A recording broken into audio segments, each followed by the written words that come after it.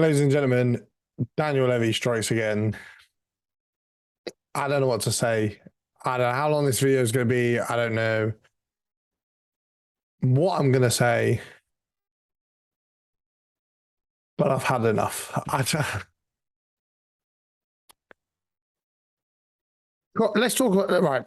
I got so much to talk about. Let's talk about content comments. Let's start with what kicked all this off in the first place. Lads, it's Tottenham, and that might as well have been what Antonio Conte said after the game against Southampton. Not only did we lose, not only were we embarrassing in terms of letting ourselves slip in the way in which we did.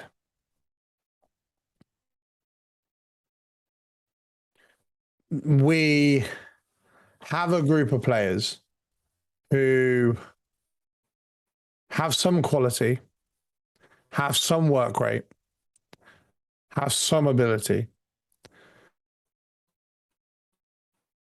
but not enough of them to get us through the kind of results that we've had this season. The Sheffield United result, Southampton, AC Milan. AC Milan were there for the taking in that Champions League game. Sheffield United were there for the taking in that FA Cup game. And Southampton were there for the taking at the weekend. All three in which we came out with a negative result. Yes, Southampton we didn't lose, but we 3-1 up, so we might as well have lost. Conte's then come out, not spoken to the players, and come out in his interviews and ripped apart the owners. And he did rip apart the owners. Don't be fooled by these Italian obsessive fans that we've got, or Fabrizio Romano. He called out the board, right? He called out the owners. He said, 20 years of failure. What do you expect? I'm not going to quote exactly what he said, but you can find it yourself. You've probably already seen it. If you're on Twitter, TikTok, Instagram, wherever, Facebook, you've probably already seen it anyway. Conte has come out and slandered everybody in the club, apart from the fans, pretty much. The club, the players, the owners, the infrastructure, everything. And as much as I agree with some of what he said, you are paid £15 million a season. You couldn't beat Sheffield United. You're not really in a position to make those comments at this stage. If we were high and flying in the league, and then we went and lost a game to Bournemouth, rock bottom, and the players' mentality was an issue, then I'd understand his comments. But that wasn't the case. We've not been high and flying. We've had a woeful March. Well, a woeful turn of the year, if I'm honest. And I don't feel that Conte has the right to make those comments.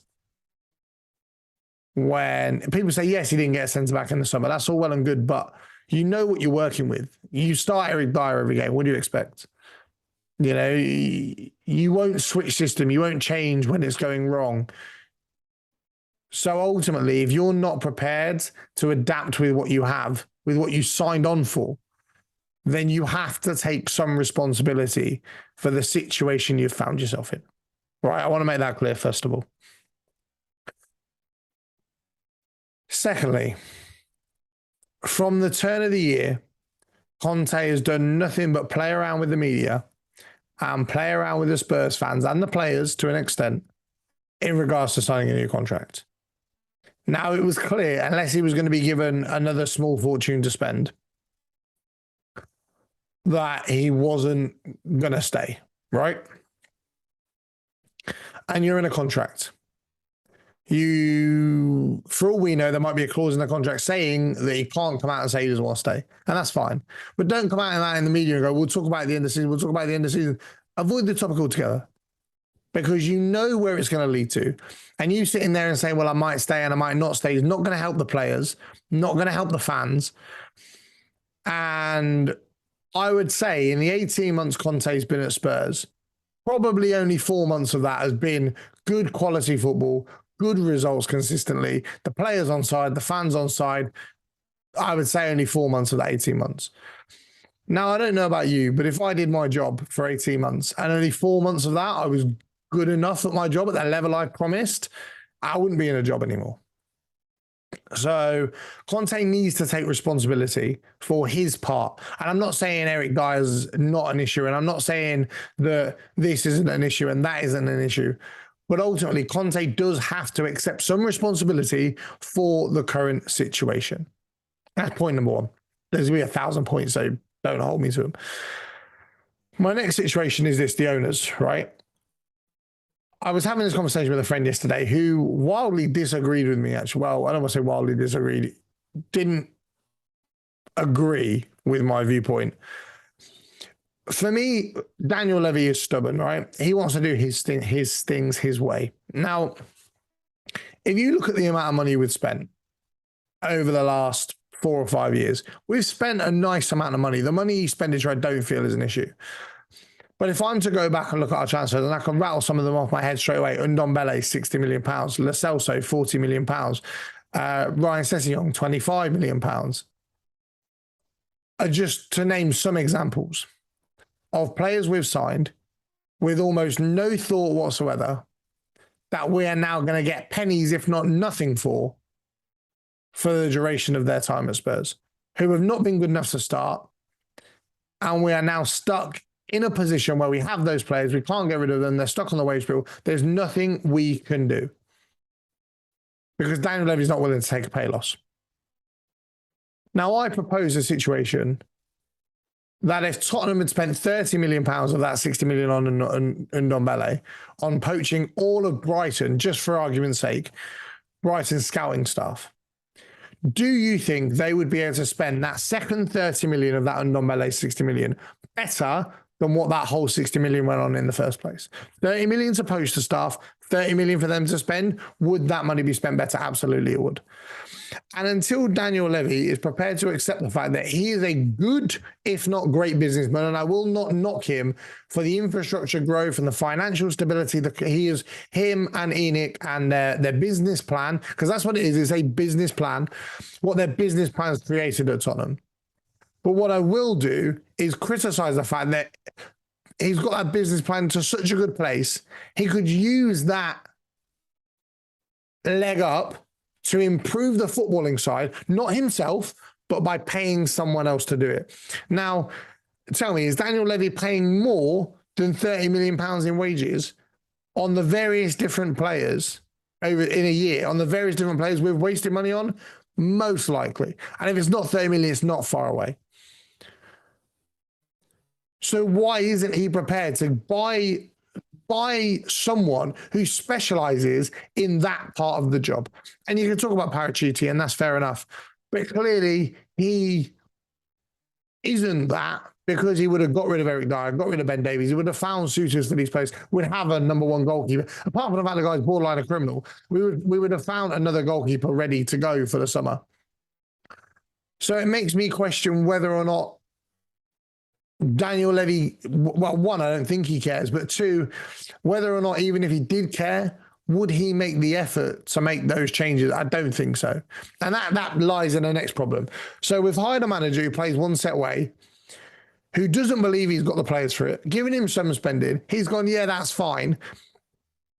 Gone on a bad run of results, decided months ago he's not going to sign a contract, started leaking it out to the media little bit by little bit, which hasn't helped the fans, the players, the club. The owners refuse to have the infrastructure in place to help that manager succeed. Fair enough. But they've gone and appointed, apart from Nuno, who was a disaster, Jose, Conte, two of the most successful managers, and neither one have been able to work with what they got. And Jose, I would say, got the best out of what we've got, but still needed one or two more additions to that. Now, you can talk about Jose who you like. Jose won the Europa League with Marouane Fellaini playing up front on several occasions, with Ander Herrera in midfield, who's not a bad player, but has he got the technical ability of a Ndombele? Absolutely not. So why is it that these managers can win with less elsewhere but can't win with the Spurs players? And I'll tell you why, it's the mentality.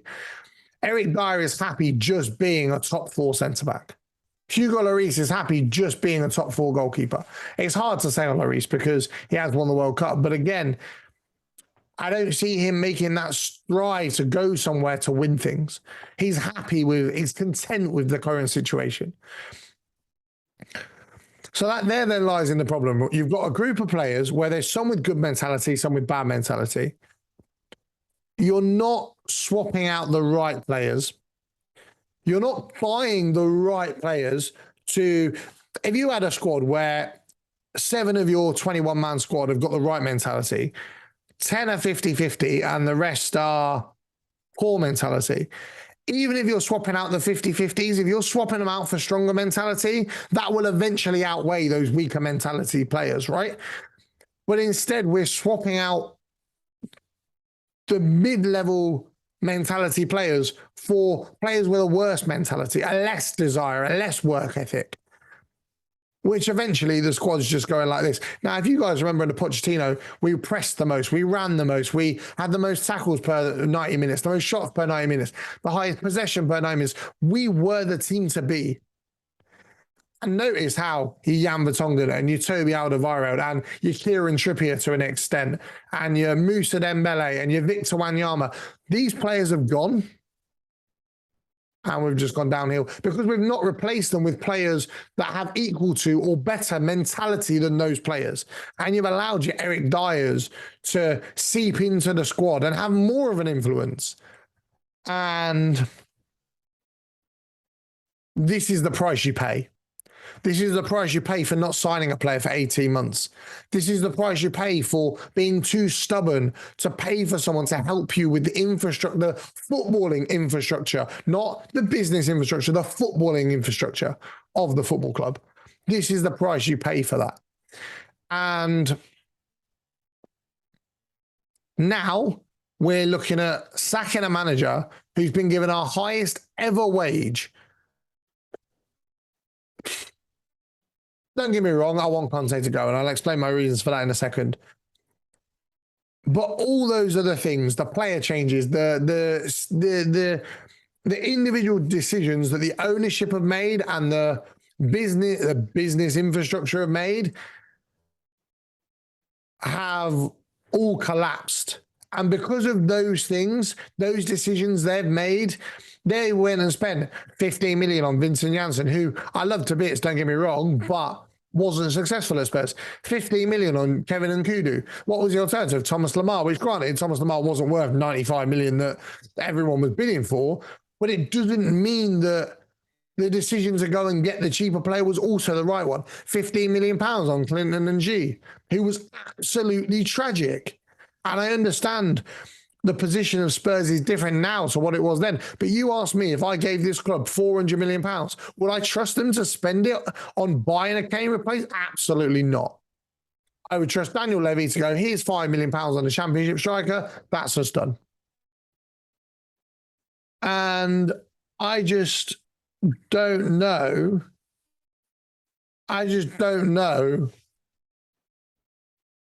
Why they can't see it. And if they can see it, then why aren't they bothering to attempt to make some kind of change?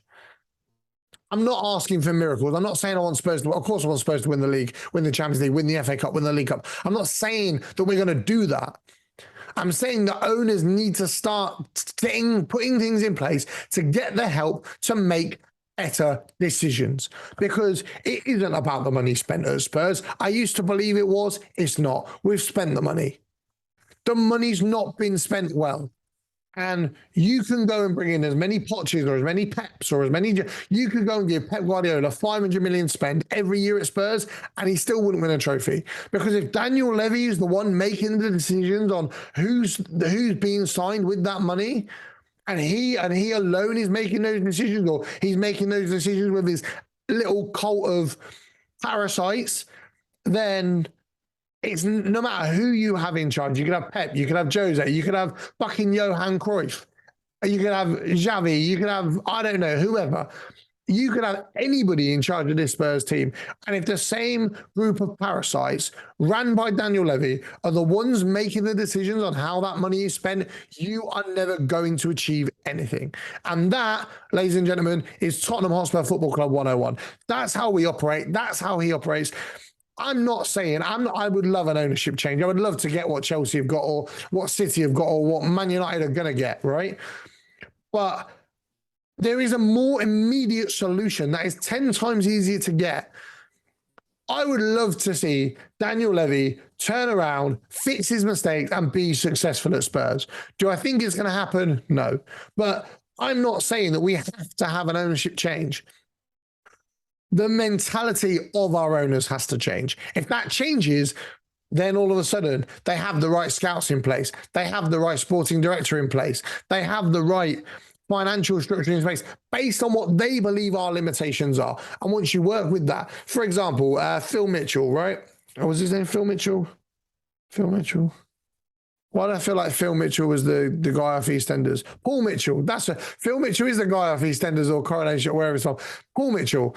When Paul Mitchell was our sporting director, he wanted James Ward-Prowse at the time valued at 20 million. He wanted James Maddison at the time valued at 8 million at Newcastle, at Norwich. The list of players he wanted goes on and on and on and on and on. And eventually he gave up because even when he gave Daniel Levy the high price target, the medium price target, and the cheap budget option, Daniel Levy went, meh, I'd rather not spend it at all. Or I want this player that I found. You're not a scout. You're not a sporting director. You are a businessman.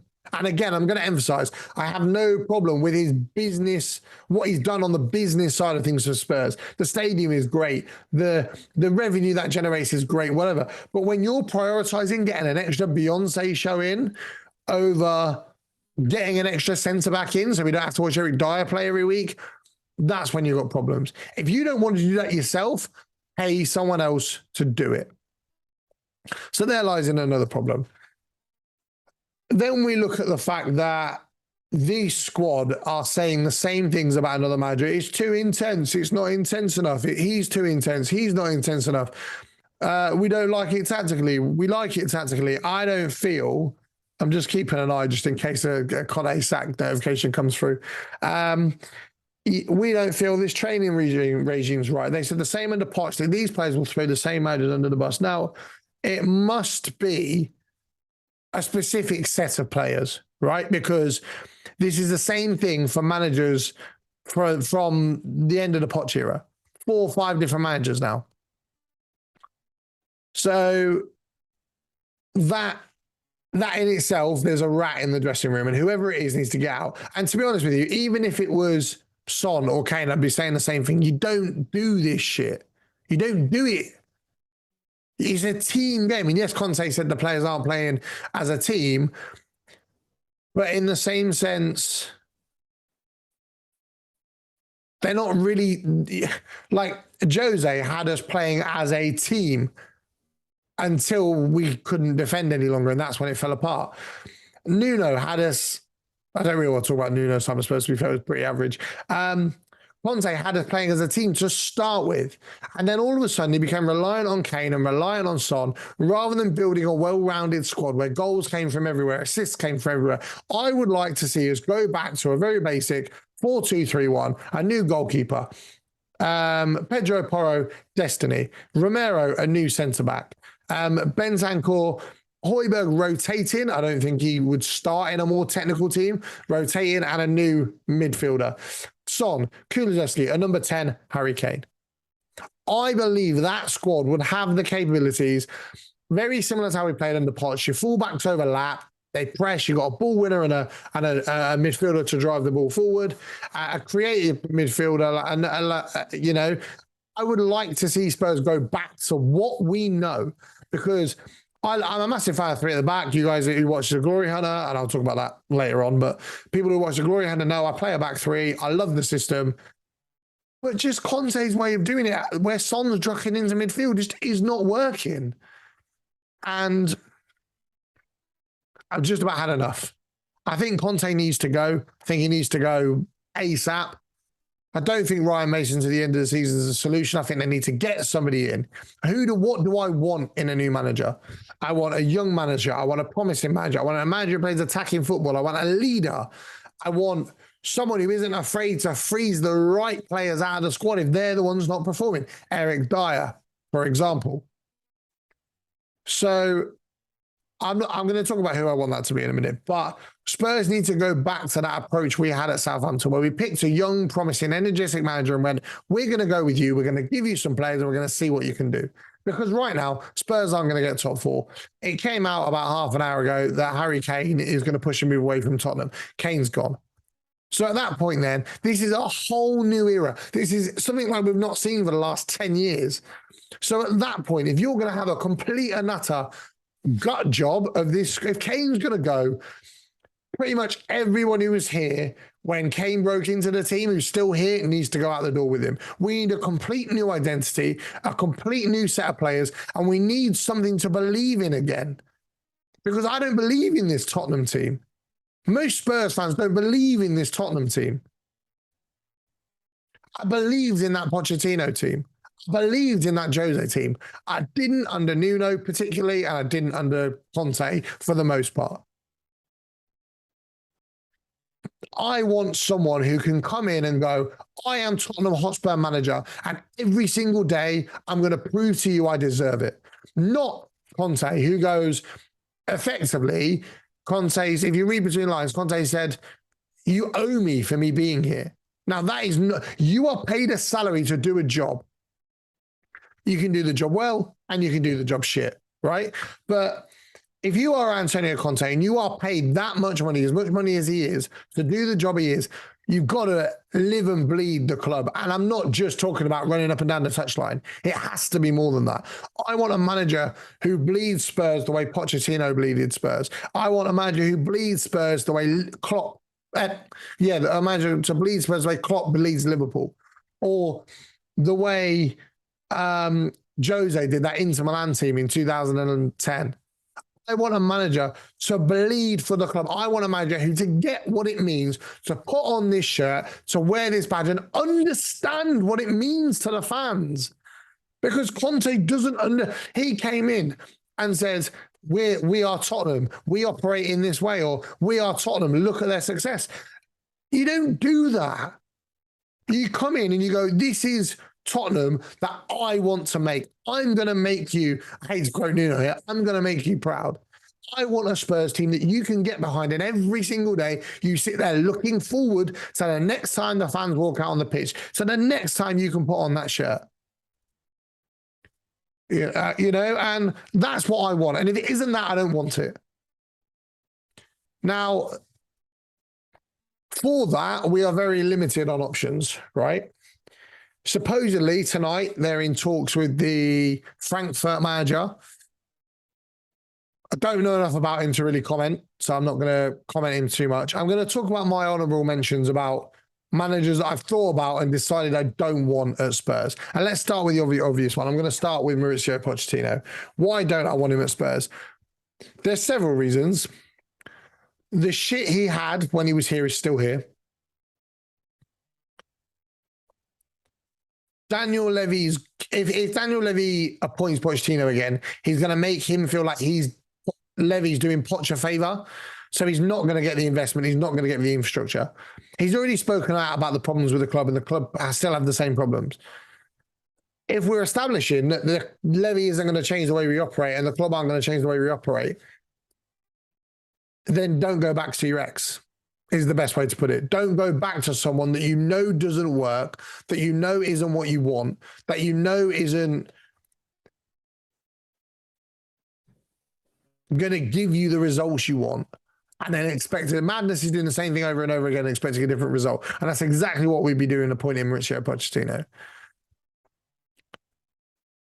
I don't think it's a good move. Originally I did, because I thought it would unite the fans. It's got so toxic, it's unbelievable. And I don't think even Pochettino would unite the fans. And on the topic of fans, let's talk about a fan who's in the running for the Tottenham job, Thomas Tuchel. Now, there are a few reasons why I wouldn't want Thomas Tuchel and why he isn't on my list of who I want. And the first reason is because he'll have an argument with Daniel Levy before he even gets that door. He's fallen out with every single owners he's ever gone to. And that straight away isn't a good fit. Number two, he managed Chelsea. I don't want another Chelsea manager. I don't want another ex-Chelsea manager.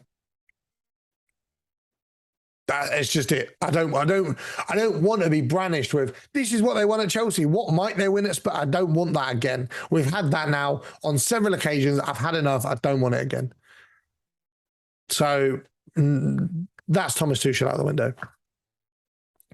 The next one is Enrique. Now, Enrique's only real major success came with Barcelona, one of the best Barcelona teams we've seen, squad-wise. And to be honest, it didn't blow me away. He's not going to get the resources. He hasn't got half the squad he's got at Spurs. I didn't think Spain were particularly that impressive in the World Cup.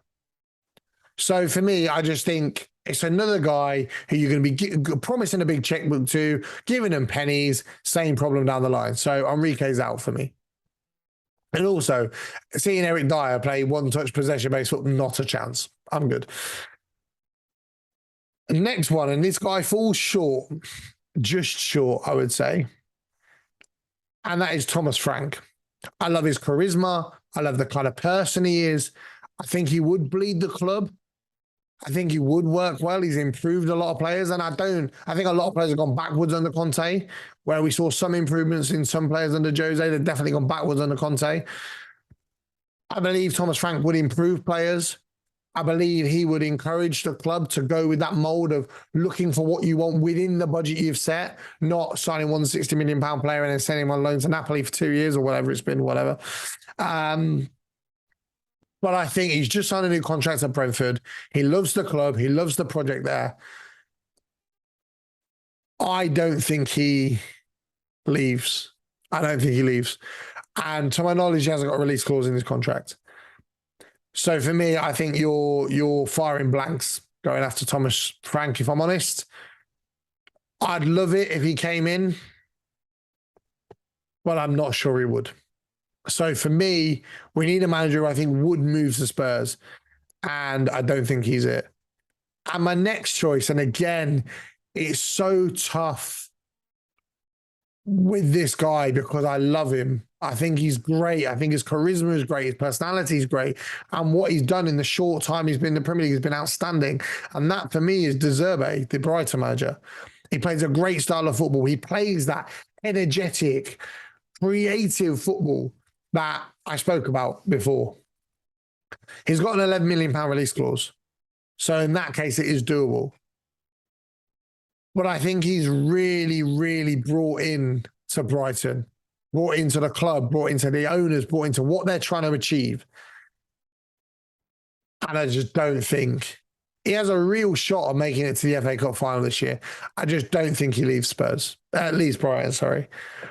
I think he'll sign a new contract at the end of the year and that will not have a release clause in it. And then I think that'll be Spurs back to square one in terms of him. So again, another option like Thomas Frank, I would love him. I think he would fit into the club's philosophy, what it's meant to stand for, not what we've become. I think he would fit well with the squad we've got, but I just don't think he will leave. I don't think he'll leave. The release clause puts him higher up on the list, but I just don't think he'll leave. Like I said before, I don't know enough about the Frankfurt manager. My choice, and I got slandered for this on Twitter earlier, my choice would be Vincent Kompany. Now, I'll tell you why. He's a leader. He's a winner at club level, and he's going to be a winner at playing level, and he's going to be a winner at management level by the end of the season. He will demand the respect in that dressing room, which a lot of players need. They need someone who comes in and goes, you will respect me, or I'll show you the door. Because too many players are disrespectful to managers we've had in. Some of the greats as well, in terms, especially Jose. He plays great, energetic, positive football, which again fits into Tottenham's philosophy.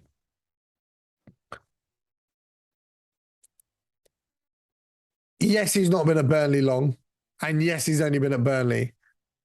But I think while he is destined for that Man City job, I don't feel that Man City will take him without at least European Premier League experience, Europa League or higher.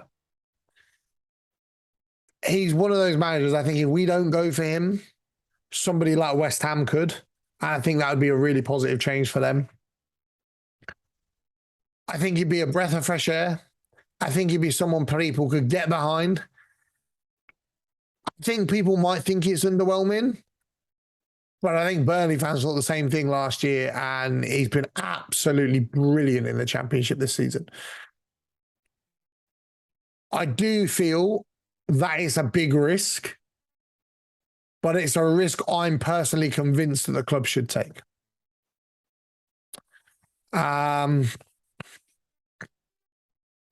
That's it, really. I don't really know what else to say. I've spoken about my managerial choices. I've spoken about, you know, where I think the club should go. It's just been confirmed, actually, that Conte flew to Italy today for 2 days and given the players 2 days off. Now, again, after that result, why are the players being given time off? I just don't know anymore with Tottenham. I just don't know anymore, to be honest. I don't know how we fix it. Well, I know how we fix it. I've mentioned how I would fix it, but I don't know if we will fix it. I'm at the point where I don't even know if it's worth fixing anymore. Is 5 years out of Champions League football worth it if the owners sell up and we get someone in with a different mentality? The infrastructure is there for Spurs to be such a successful club. And I just don't. We're a sleeping giant. We've got the stadium. We've got the training ground. We've got the facilities. They've upgraded everything but the fucking footballing technical infrastructure, the recruitment, I don't even know where we go with it anymore. My missus actually put it quite perfectly when I said that they were in the meeting discussing Conte's future. Daniel Levy's in the meeting discussing Conte's future about whether he gets sacked. And their response was, doesn't Daniel Levy need to be sacked? The answer is he's not going to sack himself. Ultimately, I think Spurs are a mess, right? I think Spurs are a mess. And what, as chaotic as this video has been, I think I've discussed how to fix it. I think now we just sit and wait. We sit and wait to see if they sack Conte. We sit and wait to see who they hire in response to that. And we sit and wait to see whether we can get our Tottenham back. Because this isn't it. As it was famously once said, there used to be a football club over there. And now it's just shirts and sponsorship and Beyonce concerts. And a go-kart track in November, apparently.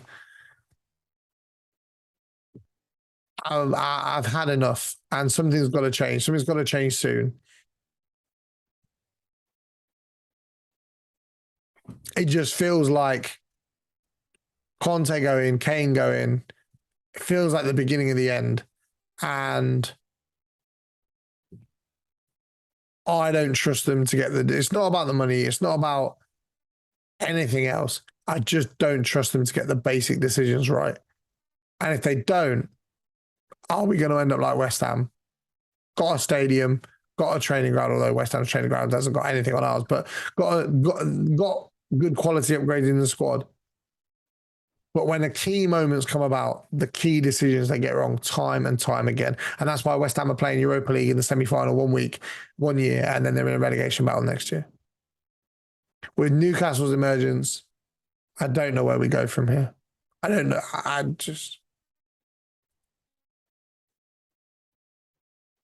We're broken, and I don't think they're going to fix it. That's it. If I've forgotten anything, then hey ho, it is what it is. I apologize to people that were expecting a Glory Hunter video today. The last one, I had a problem with it when it went up. It didn't go up in the right quality, and all of the videos I uploaded on the same day have all had the same problem. So as long as this one doesn't have the problem, I need to re-upload them all again, which I'll start doing tonight. Make sure you like, make sure you subscribe. We're on the road to 250 subs. The support has been amazing. I've got nothing more to say other than, as always, Come on, you Spurs.